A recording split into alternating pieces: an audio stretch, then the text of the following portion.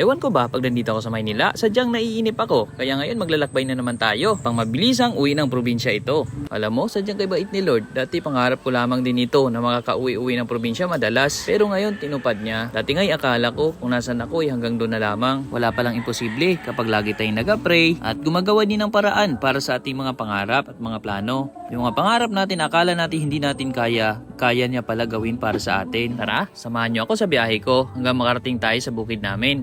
Mula Maynila, bumiyahin na naman ako pauwi ng Dipolog. Paglapag ng Dipolog Airport, medyo maulan. Pero okay to, malamig ang biyahe. Sumakay rin ako agad ng jeep mula sa terminal, pauwi na. Pagdating sa bahay, ayan na. Nadatnan ko na ang maraming mga alaga. Excited na rin ako makita ang iba pa naming mga alaga. Pero bago pinuntahan ang mga alaga naming mga baboy, mga kambing, ay kumain muna ako dahil ang daming prutas ngayon. May napakaraming rambutan na ayan na. Namumula na, may naninilaw pa, mayroon pa ring berde. Kaya't matagal-tagal pa itong maubos. May mangustin at maanang pang nag-aabang. At ayan pa, meron pa tayong durian at lansones na hilaw pa. Nasa susunod ay ito naman. Ganun din ang naglalakihang dalandan. Ganun talaga tayo. Kaya sarap umuwi sa probinsya. Lalo na sa panahon na ganito, na punong-puno ng mga prutas. Hindi na tayo magtitiis. Dahil minsanan, pagbili natin sa palengke ay hindi naman matamis. Pero pinagtiyagaan natin dahil mahal eh. Pero dito, yung mga lalaglag na prutas ay kinakain na lamang yan ng mga alaga nating manok at pabo. Ops, teka lang. Tumingin muna ako sa kaldero. Ayan, may kanin na. Aba, sa kabila naman yung pabo ko pala ay adobo na. Ganito dito sa bukid. Kapag meron na rin kaming kinakal na alaga, abay, lulutuin na yan. Kain po.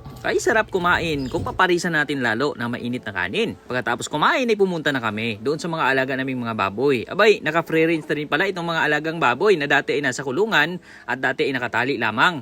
Ngayon ay naka-free range na, kaya't ayan, nanguha rin kami agad ng kangkong at binigay namin sa aming mga alagang baboy para naman makakain na sila dahil batid ko nagutom na sila. Ayan na ngay nangangayayat na. Dito naman ang mga kangkong ay nilalatag na lamang namin. Ang mga baboy na may sabik na sila na yan ay kainin. Pagkatapos niyan, ibibigyan naman namin yan ng tubig na may halong darak or pwede rin na may halong feeds at nilagyan din natin yan ng vitamins. King's Vita Plus Animal Feed Supplement ang hinahalo naming vitamins para sa mga alaga namin. Para lumakas sila, tumibay sila laban sa sakit at manumbalik yung mga katawan nila sa pagiging bilog at malusog. Dito kasi medyo naninibago din sila nung inilipat na namin dito sa open area dahil dati galing sila sa loob ng aming mini piggery. Pero actually bago rin namin sila inilabas ay sinasanay din namin sila na kumain ng mga kangkong, mga kasaba, kamote, mga nilulutong gabi at marami pang ibang mga natural na galing lamang sa tinatanim namin. Ito kasi yung paraan namin dito sa bukid kapag nagpapalaki kami ng mga inahing baboy or kapag mga inahing baboy o mga barako, ang talagang binibigay namin, majority niyan ay purong mga natural na natatanim namin or yung mga nakukuha lamang namin sa paligid. Ito naman yung mga kambing namin. Nasadyang cool na cool lamang din. Actually, bago ko sila iniwan nung nakaraang linggo, siguro mga 3 weeks ago,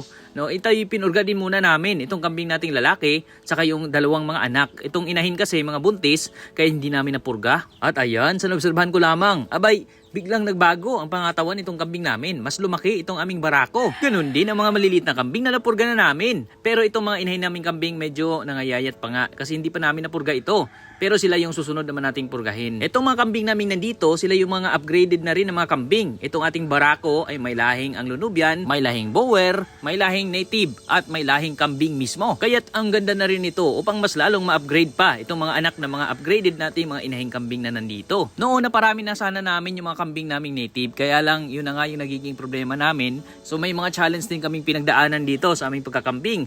Kung napapansin nyo, may mga ibang kambing tayo dati, yun ay nadali ng mga aso. May mga aso kasing ligaw dito dati na nakapasok sa loob ng kulungan ng aming kambing. Kaya't matapos ang nangyaring yun, tinaasan na namin yung mga lambat namin dito. Actually, hindi lamang kami ang nabiktima. Ganon din ang mga alagang kambing ng mga kapitbahay namin. Bukod doon sa in-upgrade namin yun, ay gumawa pa tayo ng maraming hakbang para makatulong lalo sa mga alaga nating hayop.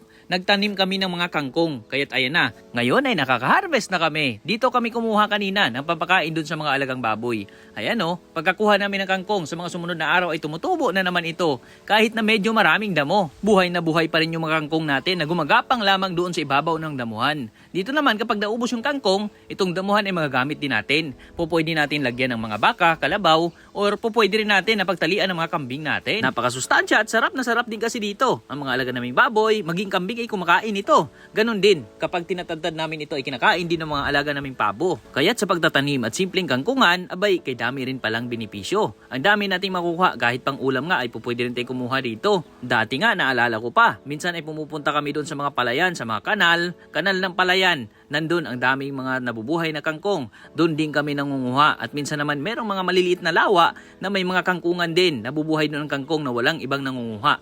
Kaya't yun ang tinatyagaan namin kuhanin at ipakain sa mga alaga naming baboy na talagang libre na nating naibigay. Minsan pa nga pag wala kaming ulam, yung kinukuha naming kangkong ay tinatalbusan pa namin. Niluluto na adobo, kay sarap. At minsan nga panghalo din ito sa mga sinigang, kay sarap din. Kaya dito sa bukid, ang daming opsyon eh. Ang dami nating pwedeng gawin. Sa iba nga, binibenta pa nila itong mga kangkong. Kumikita pa sila ng napakaganda. Merong ilan ay binibenta sa palengke. Napanood mo ba? Meron nga rin gumagawa ng chips nito. Kangkong chips, abay, mabenta rin. Kaya't ang daming pagkakataon natin sa bukid. Ang dami nating pwedeng gawin. Hindi nga ata nauubos ang oportunidad dito. Basta ba't tingnan natin, pag-aralan natin kung ano yung mga resources na nasa paligid na natin. Katulad dito sa amin, dahil ngayon sa paligid namin ay punong-puno ng damo, ay pinag-alagaan namin ng kambing, ng baka, ng kalabaw, pinag-alagaan namin ng baboy, ginawa naming free range. Ganon din ang mga alaga namin mga manok, mga pabo, naka-free range din sa silong namin. Kasi may espasyo dito na purong mga damo.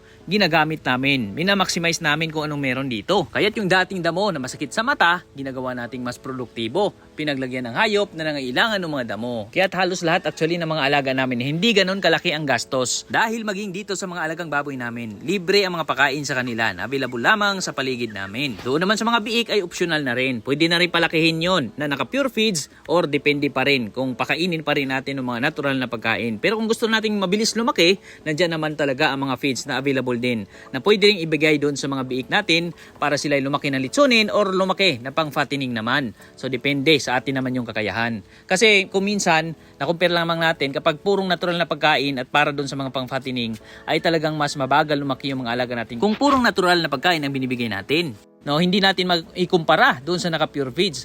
Pag naka-pure feeds, mas mabilis silang lumaki, mas malalaki talaga sila. Kasi nga, formulated na yan mismo para sa pagpapalaki ng mga baboy natin.